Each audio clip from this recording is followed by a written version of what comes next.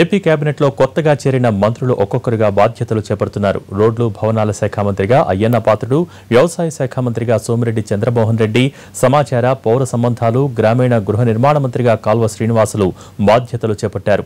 అమరావతి సెక్రటేరియట్లోని కార్యాలయాల్లో ప్రత్యేక పూజలు నిర్వహించారు. సహచర మంత్రులు కూడా ఈ కార్యక్రమంలో పాల్గొన్నారు.